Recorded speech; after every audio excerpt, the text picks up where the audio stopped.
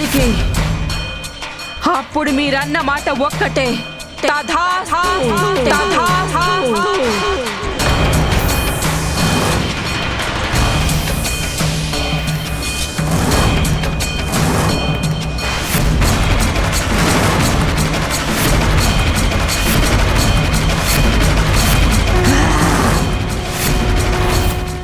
దేవి, నీ ఆవేశాన్ని అదుపు చేసుకో. నీ పుత్రుడు కూడా ఇక్కడే ఉన్నాడు. ఇదంతా తను చూడాలని కోరుకుంటున్నావా? చెడు కోసం మంచి ఇంత ఘర్షణ పడాల్సి వస్తుందని భయపెట్టాలనుకుంటున్నావా? నేను నా పుత్రుడికి నేర్పిన సంస్కారం తనకి మంచి అలాగే చెడు, ధర్మం అధర్మాల మధ్య తేడాలు స్పష్టంగా తెలియజేస్తుంది. మాట నిలబెట్టుకోవడానికి తగినంత సామర్థ్యాన్ని కలిగించాను తనకి. మరోసారి హెచ్చరిస్తున్నాను పార్వతి, నీవు చేస్తున్నది సమంజసము కాదు. విధిలేని పరిస్థితిని కల్పిస్తున్నావు.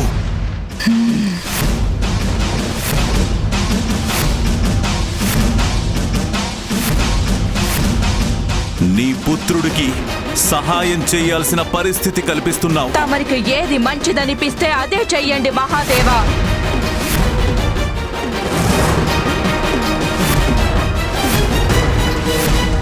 కానీ ఒక్క విషయం గుర్తు పెట్టుకోండి, మూషికాసురుడి వైపుకు వచ్చే ప్రయత్నం ఎవ్వరు చేసినా వారు తనకంటే ముందుగా నన్ను ఎదుర్కోవాల్సి ఉంటుంది.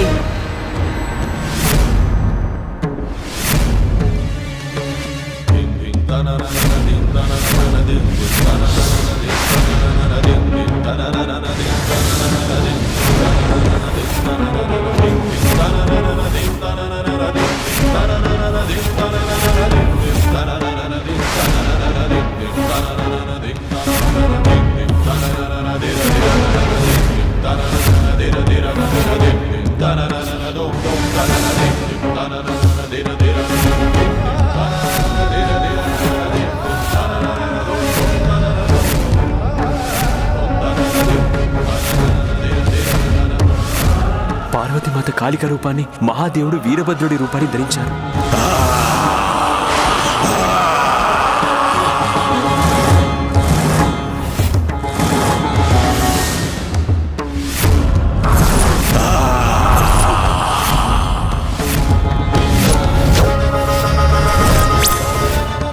ఏది జరగకూడదు అదే జరగబోతుంది. మహాదేవుడు పార్వతీదేవి ఇద్దరూ మహోగ్ర రూపాలు ధరించారు. వారి మధ్య ఘర్షణ జరిగితే సృష్టి అంతా చిన్నాభిన్నం అయిపోతుంది. చివరకు ఏదీ మిగలదు.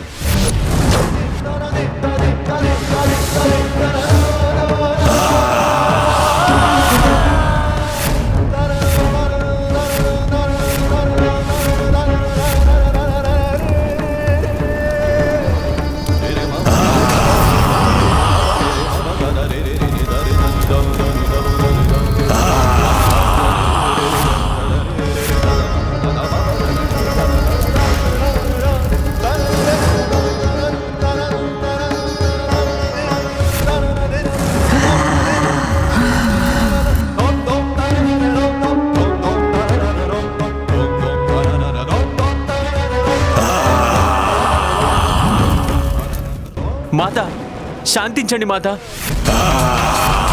ప్రభు, శాంతించండి ప్రభు.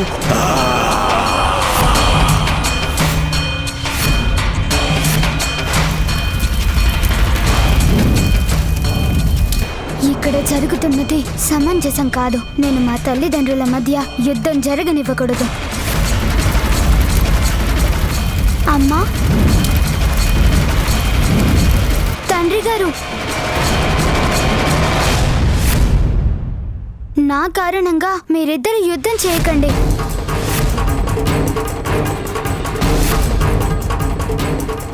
కుటుంబ కలహాలు ఎప్పుడు వినాశానికి దారి తీస్తాయని మర్చిపోకండి. మర్చిపోయారా తండ్రి గారు? నేను తమరితో యుద్ధం చేశాను. దాని ఫలితంగా ఏం జరిగిందో గుర్తుందిగా.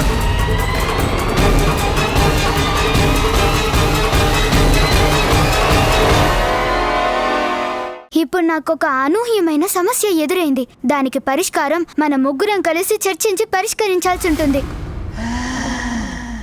మీరిద్దరూ పోరాడటం చూస్తే వచ్చే ఫలితం ఒకటే, మన కుటుంబ వినాశనం. మీ ఇద్దరి మధ్య యుద్ధం కేవలం నా కారణంగానే జరుగుతుంది కదూ అమ్మా. తండ్రి గారు చూడండి, నా దంతాన్ని నేను తిరిగి తీసుకుంటాను.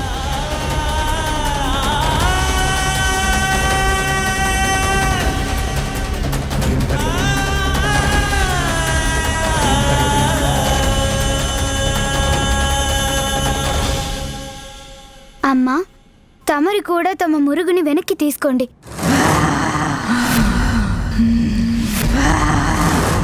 వద్దు మాత, వద్దు. నాకు మళ్ళీ సంరక్షణ లేకుండా పోతుంది. వద్దు మాత.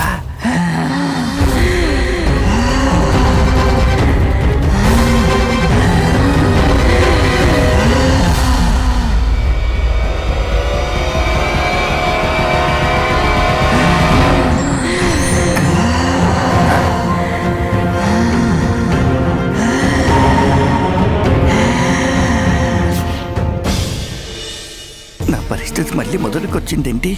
ఇప్పుడు ఈ కుటుంబం మళ్ళీ కలిసి లోపే నేను పారిపోవటం మంచిది. త్వరగా పారిపోవాలి.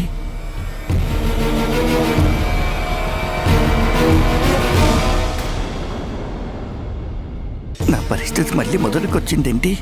ఇప్పుడు ఈ కుటుంబం మళ్ళీ కలిసి లోపే నేను పారిపోవటం మంచిది. త్వరగా పారిపోవాలి.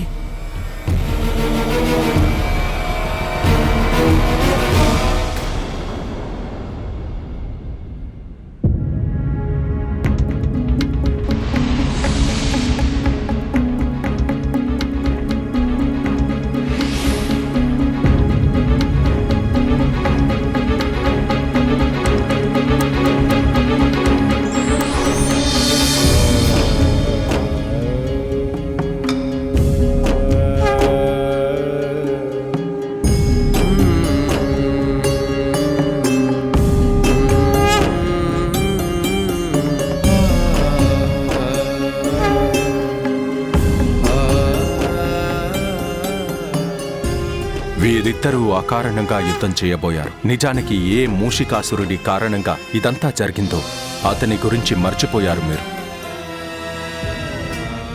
ఈ మూషికాసురుడు గతంలో క్రౌంచుడనే గంధర్వుడు. సమయం మించిపోతోందని అతడు తన నివాసానికి వేగంగా వెళుతున్నాడు. నాకు చాలా సమయం ఆలస్యమైపోయింది. ఇంద్రదేవుడు నా సమయాన్ని వృధా చేశాడు. ఎందుకో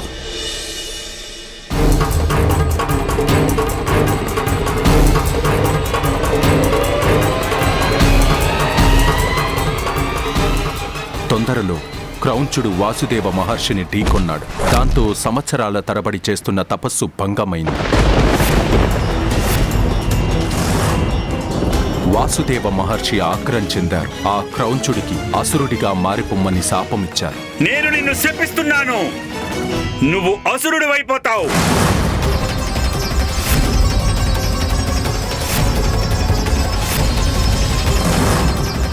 నేను నిన్ను శపిస్తున్నాను. నువ్వు అసురుడివైపోతావు.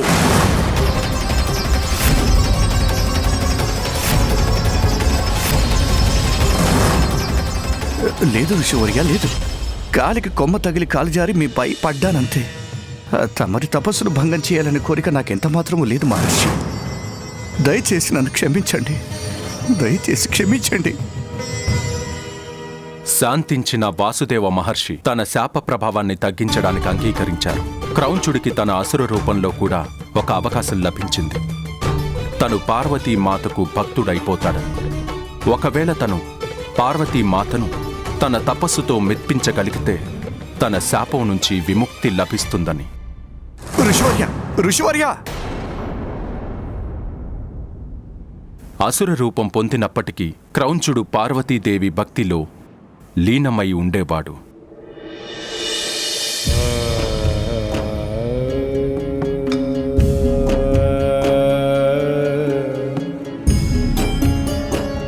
చివరికి పార్వతీమాత ప్రసన్నోరాలై తనకి దర్శనమిచ్చారు.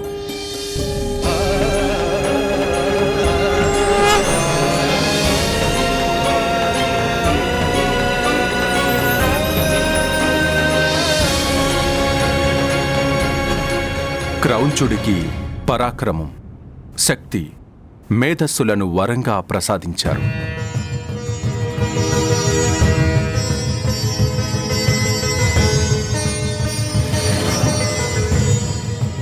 అదే సమయంలో క్రౌంచుడి దృష్టి మాత చేతిపై ఉన్న అమృతపు గిన్నె మీద పడింది.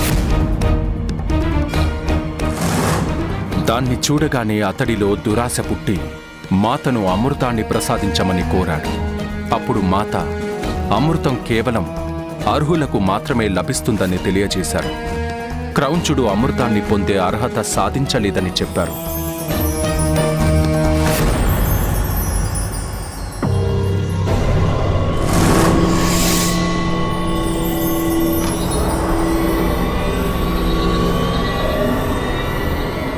కాని ఆశ చావని క్రౌంచుడు మూషిక రూపాన్ని ధరించి మాత చేతిలోని అమృతాన్ని రహస్యంగా సేవించాడు.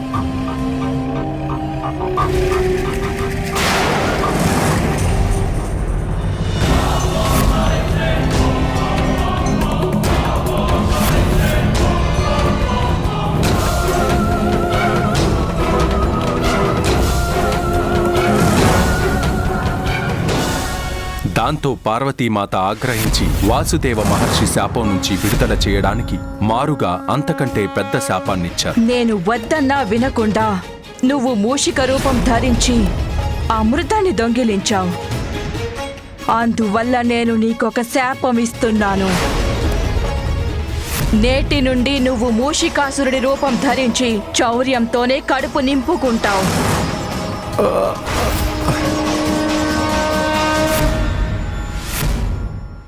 మాత క్షమించండి మాత.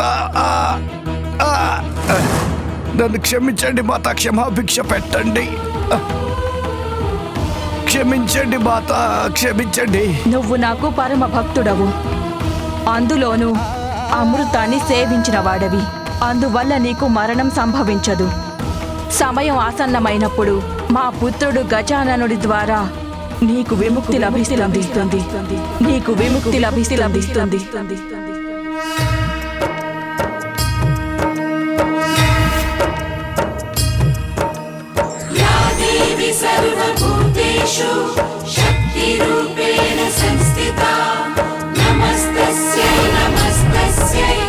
క్రోధం నాశనానికి దారితీస్తుంది. సృష్టిని సంరక్షించడానికి తమరు శాంతించడం చాలా ముఖ్యం.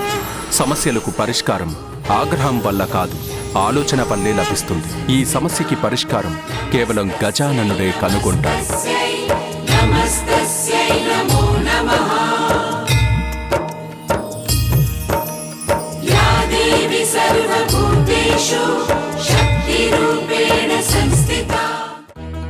ఇప్పుడు మీ ఇద్దరికీ క్రౌంచుడి గురించి తెలిసింది కనుక మీరిద్దరూ మూషికాసురుణ్ణి వదిలేయడమే మంచిది.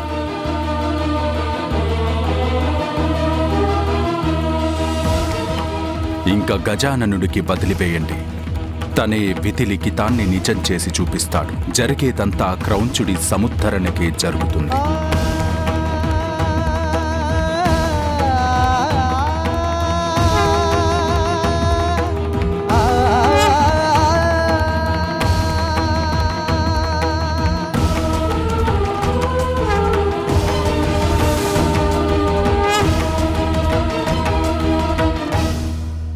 అమ్మా, తమరిని ఇంకా ఏదైనా సమస్య వేధిస్తుందా?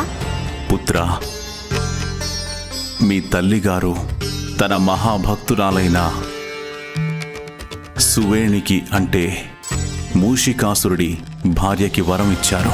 తన భర్తకు ఏ ప్రమాదము కలగనివ్వనని, తను ఎప్పటికీ ముత్తైదువుగానే ఉంటుందని. ఏం చేసినా వరభంగం కాకుండా గజాననుడే చెయ్యాలి. ఒకవేళ మూషికాసురుడికి ఏదైనా జరిగిందంటే నేను సువేణికి ఏం సమాధానం చెప్పాలి?